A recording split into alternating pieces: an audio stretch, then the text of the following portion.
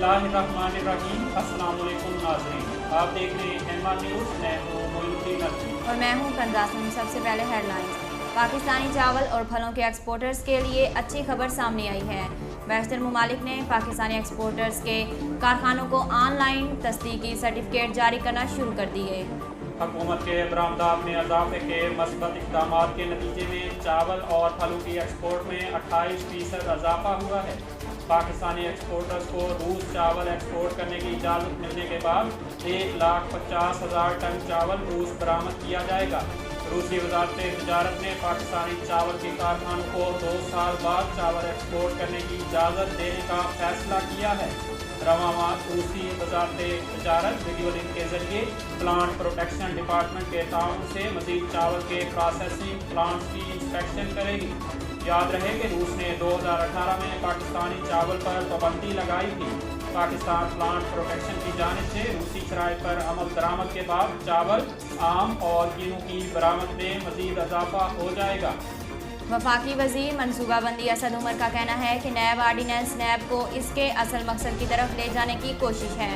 इस्लामाबाद में मीडिया से बात करते हुए वफाकी वज़ीर मनसूबाबंदी असद उमर का कहना था कि नैब कवानीन में तरमीम नैब को उसके असल मकसद की तरफ ले जाने की कोशिश है। इस्लामाबाद में मीडिया से बात करते हुए वफाकी वज़ीर मनसूबाबंदी असद उमर का कहना था कि नैब कवानीन में तरमीम नैब को उसके असल मकसद की तरफ ले जाने की कोशिश है। आपके पास इदारे तो पहले भी थे, आपके पास शुरू में FIA थी, एंटी करप्शन थी, ये सारे इदारे थे। फिर नैब को क्यों बनाया गया? वो इसलिए कि ये सारे इदारे तो हुकूमत के मातहत थे। वज़ीर आज़म इमरान खान ने कौमी सलामती कमेटी का अहम इजलास तलब कर लिया। ज़राए के मुताबिक कौमी सलामती कमेटी के इजलास में आला अस्करी क़यादत, वफाकी वज़रा और मशीर शिरकत करेंगे।